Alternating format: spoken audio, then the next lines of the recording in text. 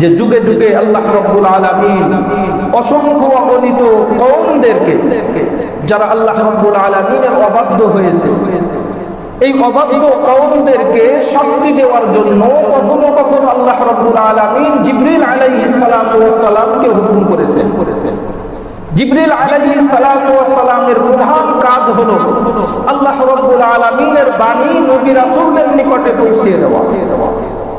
হযরত জিবরিল আলাইহিস সালাতু ওয়াস সালামের প্রধান কাজ হলো আল্লাহর বাণী নবী রাসূলদের নিকটে পৌঁছে দেওয়া।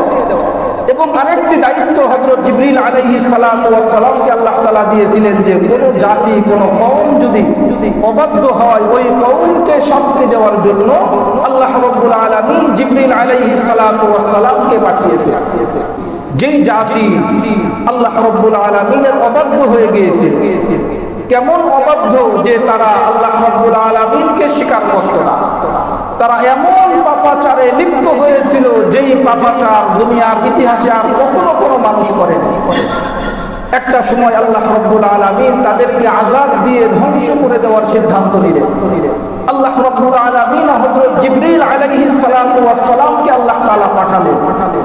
হযরত জিবরিল আলাইহিস সালাতু ওয়াস সালাম পুরো একটা জাতিকে যে জাতির মধ্যে লক্ষ লক্ষ মানুষ বসবাস করত, বিশাল আকৃতির একটা কওমকে হযরত জিবরিল আলাইহিস সালাতু ওয়াস সালাম তার যে ৬০০ ডানা রয়েছে, এই ডানার একটি ডানার এক কোণা দিয়ে সামান্য একটি অংশ দিয়ে হযরত জিবরিল আলাইহিস সালাতু ওয়াস সালাম ওই মাটিকে তিনি যে জমিনের মধ্যে তারা বসবাস করত ওই জমিনের মধ্যে তিনি তার ডানাকে ঢেলে দিলেন।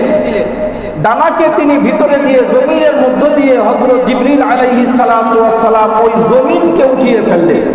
সমস্ত বাড়ি ঘর, সমস্ত গাছপালা সবকিছুকে সঙ্গে দিয়ে হযরত জিবরিল আলাইহিস সালাতু ওয়াস সালাম তার একটি ডানা একটি অংশ দিয়ে তিনি ওই মাটি সহ तमाम জমিনটাকে তিনি আসমান পর্যন্ত উঠিয়ে ফেললেন।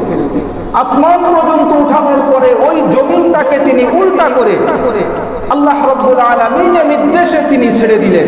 সঙ্গে সঙ্গে তারা সব কিছু তাদের পুরা কওম সহ পুরা জাতি একদম জমিনের সঙ্গে মিশে গেল।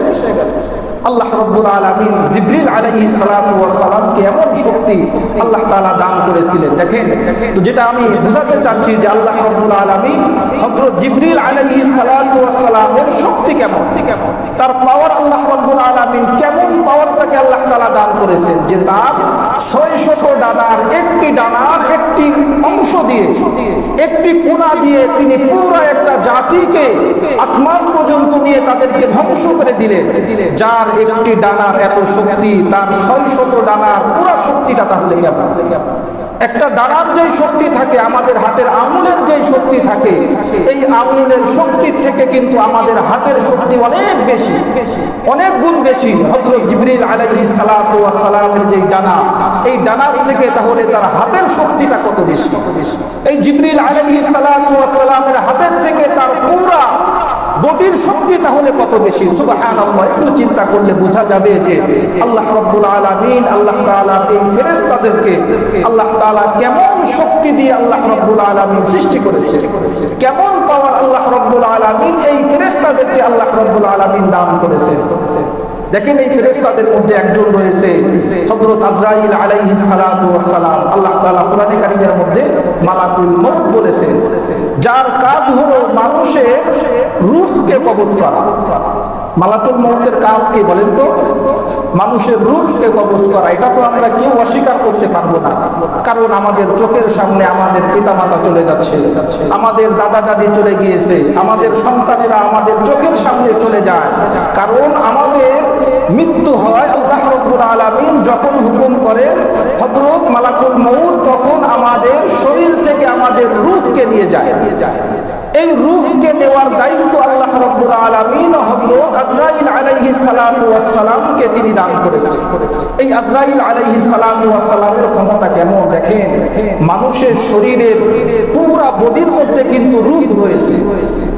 মানুষের শরীরের, আমাদের শরীরের কোনো একটা অঙ্গে যদি আমরা একটু আঘাতপ্রাপ্ত হই তাহলে কিন্তু আমাদের পুরো শরীরটাই ব্যথাগ্রস্ত হয়, রোগাক্রান্ত হয়। মানুষের শরীরের কোনো একটা অঙ্গ যদি নষ্ট হয়ে যায়, এই একটা অঙ্গের কারণে পুরো মানুষটাই হয়ে যায়, এই মানুষের পুরা শরীর থেকে মাথার চুল থেকে নিয়ে পায়ের তালু পর্যন্ত আল্লাহ রাব্বুল আলামিন যেই রূহ আমাদেরকে ফুঁকে দিয়েছে, এই রূহটাকে হযরত আজরাইল আলাইহিস সালাতু ওয়াস সালাম আমাদের শরীর থেকে তিনি বের করে নিয়ে যাবে।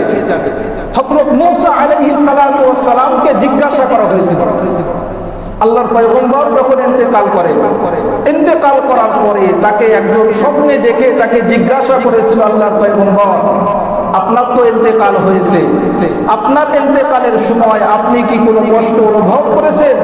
হযরত মূসা আলাইহিস সালাতু ওয়াস সালাম বলেছিল যে শুনে রাখো, আমার কাছে মনে হয়েছিল যে আমার মুখের মধ্যে যদি কোনো বিষাক্ত কাঁটা, যেই কাঁটাগুলির মধ্যে বিষ রয়েছে, এমন বিষাক্ত অগণিত কাঁটা যদি আমার মুখের মধ্যে ঢেলে দেওয়া হয়, আমার মুখের মধ্যে দেওয়ার পরে আমার শরীরের মধ্যে যত শিরা উপশিরা রয়েছে, যত রোগ রয়েছে, এই প্রতিটা রোগের মধ্যে যদি এই কাঁটাগুলিকে ঢুকিয়ে দেওয়া হয়, আমাদের শরীরের মধ্যে কি পরিমাণ রোগ রয়েছে এটা কিন্তু আমরা আন্দাজ করতে পারি না।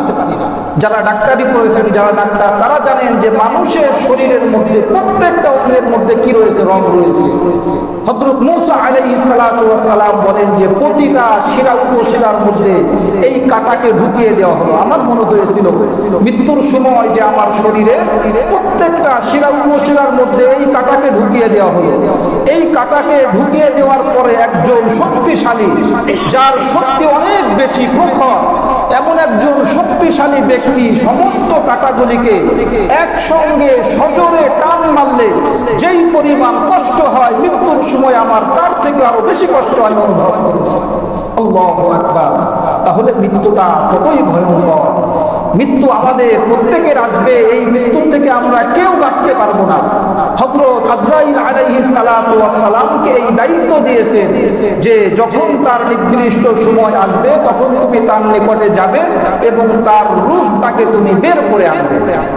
তবে নবী করিম সাল্লাল্লাহু আলাইহি ওয়াসাল্লাম সুসংবাদ দিয়েছেন যে যেই সমস্ত মানুষেরা নেককার হবে, যেই সমস্ত মানুষেরা মুমিন হবে, এই সমস্ত মানুষদের যদিও মৃত্যুর কষ্ট হবে কিন্তু মৃত্যুর কষ্টটা তার কষ্ট থাকবে না।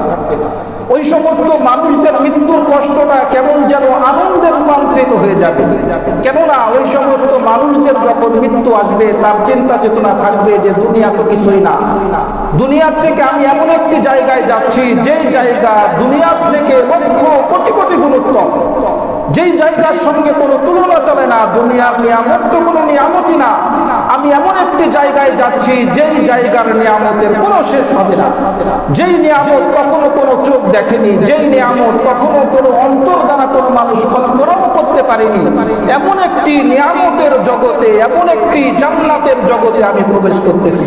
মুমিন বান্দা যখন তার চোখের সামনে আল্লাহর জান্নাতকে তুলে ধরা হবে তখন সে জান্নাত পাওয়ার আশায়, আল্লাহর নামকে যখন তার চোখের সামনে তুলে ধরা হবে আল্লাহর ভালোবাসার কারণে, মহব্বতের কারণে, তখন তার রূহটা যে কখন বের হয়ে যাবে মুমিন বান্দা তখন আর সে বুঝতেও পারবে না। সুবহানাল্লাহ।